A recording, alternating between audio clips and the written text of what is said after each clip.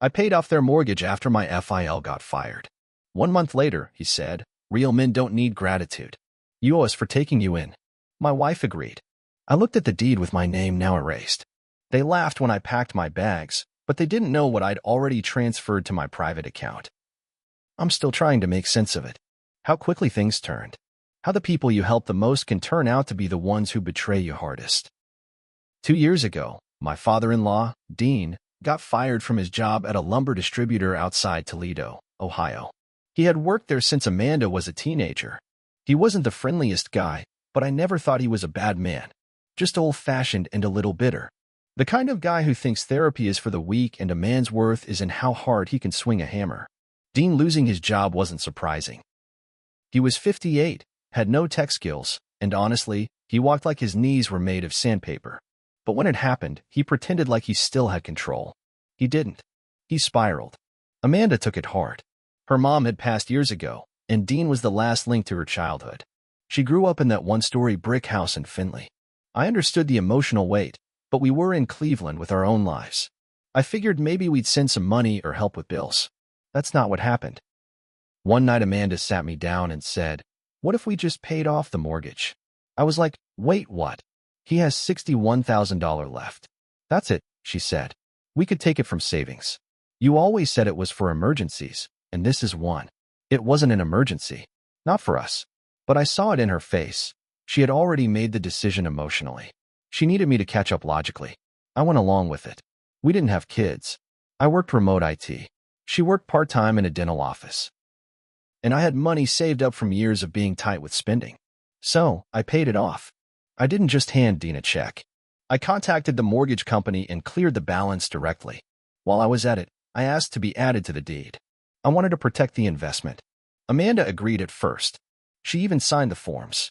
After the payoff went through, Dean was weirdly quiet. Not a thank you. Not a handshake. Just sat there on his recliner, nodding at the TV. I should have seen the red flags then. A week later, Amanda said maybe it would make sense to move in with him temporarily. She framed it as saving money on rent and helping Dad adjust. I didn't love the idea, but she was persuasive. I had just paid off their house. Might as well get some use out of it. So we moved in. The first few weeks were okay. I was covering all the bills, groceries, utilities, even paid for a furnace replacement because the old one gave out in the middle of January. Dean barely talked to me. Amanda brushed it off. "He's just proud," she said. Then, stuff started to feel off. One morning, Dean made a joke at breakfast. "If you're gonna live here, you better learn to carry your weight like a man." I laughed, thinking he was joking. Amanda didn't say a word. A few days later, I got a notice from the county about a deed change. I opened it and froze. My name had been removed from the property deed. I walked into the kitchen, document in hand, and asked Amanda what the hell was going on. She looked me straight in the face and said, "We just thought it made more sense this way." "We?" I asked. "Dad and I." I stared at her. "So I pay off your childhood home, move in, and now I don't even have my name on the deed." "It's not about ownership," she said. "It was a gift. Not from where I'm standing," I said. That night, I confronted Dean. He was sitting in his chair, sipping a Miller Lite, watching baseball like it was just another Tuesday. "You went behind my back," I said. He didn't look at me. "Real men don't need gratitude. You owe us for taking you in." I stood there waiting for Amanda to say something. She didn't. "I saved this house from foreclosure," I said. Dean smiled like he was proud of himself. "We let you stay here. You don't own us." That broke something in me. I packed a bag that night. They laughed as I zipped it up. I swear Dean muttered something like, "Guess he couldn't handle the real world." Amanda didn't follow me. She just said, "You're blowing this way out of proportion." But what neither of them knew was that I had already seen this coming. Dean had been asking weird questions about our accounts for weeks. Amanda started acting cagey whenever I brought up money. So I moved fast before they could. We had a joint investment account in Amanda's name. Mostly for tax reasons. But 90% of the money came from me. Around $182,000. I liquidated all of it 2 days before the fight and moved it into a separate LLC I controlled. Not in my name. Not in hers. Totally above board. I also froze our joint checking account and shut off the shared credit cards. When Amanda tried to use her debit card the next day, I guess it declined. She texted me, called me. I ignored it all. Then I filed paperwork. Legal stuff. I had proof that I paid off the mortgage, that I was added to the deed, and that my name was removed without my permission. Ohio law doesn't take kindly to that kind of thing. They thought they were untouchable. They didn't know I'd been keeping receipts the entire time. After I filed the legal paperwork, I went quiet. No texts, no emails, no calls. Amanda tried a few times, then stopped. I think she thought I'd cool off and come crawling back. That's what she told her cousin, anyway, who still followed me on Instagram and DM'd me screenshots. Amanda was telling people I had a meltdown and bailed like a coward. But I wasn't done. I was just getting started. 3 weeks later, they were served. Dean opened the door to find a process server handing him a lawsuit. I was suing to reverse the deed transfer and force a sale of the house. The lawsuit laid out everything: the mortgage payoff, the forged deed change, the financial records, Amanda's text confirming my name on the deed. I had receipts for all of it. Amanda called me the next day, crying, full-on sobbing. "You're tearing this family apart," she said. "I'm protecting what's mine," I told her. "I never gave you permission to take me off the deed. You didn't have to. We're married." "Exactly. Which makes what you did even worse." Dean left me a voicemail that night. Said I was a sniveling coward, and that I should man up and take the loss like a grown-ass man. I saved it and gave it to my lawyer. We were building a character profile. Dean's words helped. Then something strange happened. I got an email from Amanda's old friend, Rachel. We hadn't spoken in years. She was always a little too honest, but now I appreciated it. "Hey," she wrote, "I'm sorry this is happening. I don't want to get involved, but you should know Amanda and her dad were planning to refinance the house once your name was off it. They wanted to take out a $75,000 loan using the house as collateral. Dean told her you were too controlling with money. Said this was her way of finally being free of your grip." I sat there, staring at the screen. They weren't just kicking me out. They were trying to cash in. Amanda later admitted to it under oath during discovery. She said she didn't think I'd fight back. Said she thought I'd just move on. By now, we were months into the case. I had moved into a small rental outside of Chagrin Falls. Quiet neighborhood. Clean break. I spent most nights organizing emails, documents, anything my lawyer might need. I stopped drinking. Started running. Focused. Dean, on the other hand, was crumbling. He didn't have income. He'd burned through his retirement. The furnace I paid for still needed maintenance, and now there were property taxes due. Without my money, the house became a burden. The cherry on top? My lawyer uncovered that when Dean removed me from the deed, he violated a county affidavit agreement tied to the mortgage payoff. Basically, I had signed as a co-owner with a recorded interest. Removing me without consent voided the whole thing. That opened them up to fraud charges. When they heard that, they tried to settle. Amanda called me again. This time she sounded different, less angry, more small. "Can we talk? Just the two of us?" "No," I said. "We talk through lawyers now." "I didn't mean for it to go this far," she said. "Dad pushed for it. He said you were never really part of the family." That one hit harder than I thought it would. I told her, "That's funny, because I was the only one who ever paid a damn thing for that family." She didn't reply. 2 weeks later, I got word that Dean had taken out a personal loan from one of those sketchy hard money lenders to try and cover legal fees. He couldn't pay it back. They started sending notices to the house. Amanda finally moved out and into her cousin's spare bedroom. Dean stayed. Said he'd die before handing me the house. He almost did. The week before court, he ended up in the ER for high blood pressure. Amanda tried to delay the hearing. The judge refused. She showed up alone. She looked tired, pale, not the same person I married. Her lawyer tried to argue that I gifted the money and never expected equity. My lawyer pulled out the emails where she literally wrote, "It's fair for you to be on the deed since you're paying off the whole mortgage." Her face dropped. We played the voicemail from Dean. Showed the deed fraud. The refinance plan. The house of cards collapsed in that courtroom. The judge didn't just rule in my favor. He ordered the house to be sold within 90 days and awarded me 70% of the proceeds. Amanda and Dean got 30%, split between them. They appealed. They lost. Right after they lost the appeal, I thought it would be over. I thought they'd finally back off, sell the house, and disappear. I was wrong. Dean didn't list the house. He stalled. Missed every deadline. Then he filed a restraining order against me, claiming I was harassing Amanda and threatening him. It was a last-ditch move to delay the court-ordered sale. It backfired. Big time. He filed it in a different county hoping for a judge who didn't know the case history. But my lawyer caught it immediately and got it dismissed. Not only that, we filed a motion for sanctions. The court agreed Dean was abusing the system.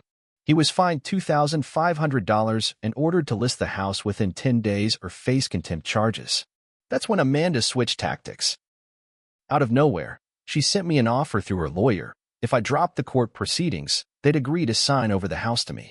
Completely. Full title. No more fighting. I knew there had to be a catch. And there was. She wanted me to assume all remaining debts tied to the property, including a second loan they quietly took out 4 months earlier without telling the court. Dean had used the house as collateral for a $38,000 personal loan with 19% interest. If I took the house, I'd inherit that mess. It was a trap. One last setup. I refused. At this point, I'd already gotten a quiet buyer lined up. A local real estate investor who had seen the court records and reached out. He didn't care about the family drama. He just wanted the property. Offered $210,000, all cash, no contingencies. My share would be close to $147,000 after taxes and fees. More than I paid into it. More than fair. But the closing couldn't happen unless Dean signed the paperwork. He refused. Again. So I got creative. Turns out, the hard money lender who gave Dean that shady $38,000 loan, they were looking to offload his debt. I bought it. Quietly. Through my LLC. It cost me $31,000. Now Dean didn't just owe a faceless lender, he owed me. When his payment came due, I served him with a notice of default. That shook him. A week later, Amanda showed up at my lawyer's office unannounced. She looked different. Not tired, angry. "You're enjoying this," she said. "No," I said. "I'm making sure I'm not the one left with nothing." She leaned over the table. "You think money makes you better than us?" I looked at her for a long time. "No, but it sure makes it easier to walk away from people like you." She stormed out. 3 days later, Dean signed the closing documents. The house was sold. My share hit my account that afternoon. Amanda and Dean got theirs too, only theirs went straight to lien payments, late fees, and back taxes. I doubt they saw more than a few $1,000s by the end of it. I thought that would be the final chapter. But then something unexpected happened.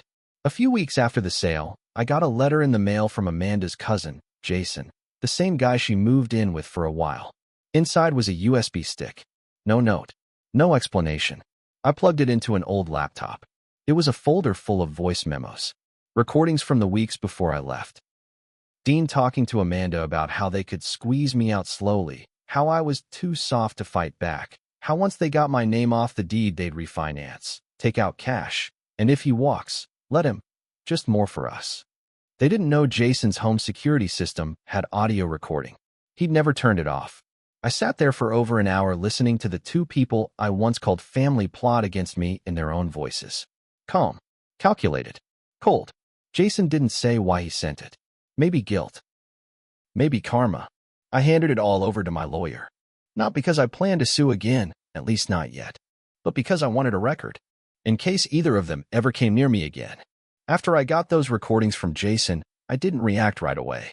I just sat with it, listening again and again. Hearing Amanda and Dean casually talk about bleeding me dry like I was some dumb mark they had fooled. It didn't make me angry, not like before. It made me cold. That kind of betrayal, it doesn't burn. It freezes. Locks something in you that doesn't ever thaw. I gave the recordings to my lawyer and asked him to hold on to them, just in case. 3 months passed. The house was sold. The court case was over. And Amanda and Dean had basically gone underground. I heard whispers through mutuals. Dean moved into a cheap rental in Bowling Green with no central air. Amanda had a falling out with Jason after he kicked her out of his place for lying about money. She was couch surfing. Working as a temp dental assistant again. Meanwhile, I was good.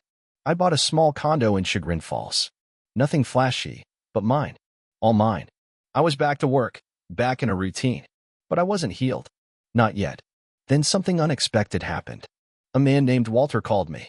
Said he was an attorney representing a small lender group. He'd acquired rights to a debt portfolio that included the original Dean loan, the one I had bought and held through my LLC. He made me an offer. See, once Dean defaulted, I had the legal right to pursue collections, including wage garnishment. But I hadn't done that. I had used the debt to force the house sale. Walter's group wanted to buy that bad debt off me and go after Dean themselves. You'd make back everything you spent, plus 20%, he said. No effort on your part. I thought about it. Then I countered. I'll sell it to you, I said, but only if your firm also handles collection of the outstanding court fees Amanda still owes me. Turns out, Amanda never paid the $3,100 in legal reimbursements she was ordered to. He agreed. A month later, Dean's new job, some inventory job at a steel supplier, started garnishing 25% of his wages. Amanda's bank account was frozen until she paid what she owed me. That was the start of the spiral. Dean tried to fight the garnishment. Couldn't. Turns out, he had used Amanda's name to co-sign another private loan just before the house sold, without her knowing. That came out in court. She sued him. Yes, Amanda sued her own father. They had completely turned on each other. I watched it all play out from a distance. I didn't get involved. I didn't have to. But karma wasn't done. I got a call from a guy named Eric one morning. Worked for the Ohio Board of Dentistry. Said he was conducting an inquiry. Someone had submitted recordings showing Amanda discussing possible insurance fraud while working as a hygienist, convincing patients to do procedures they didn't need. It was her voice, clear as day, in one of Jason's audio files. I hadn't submitted it, but someone did. She lost her license for 18 months.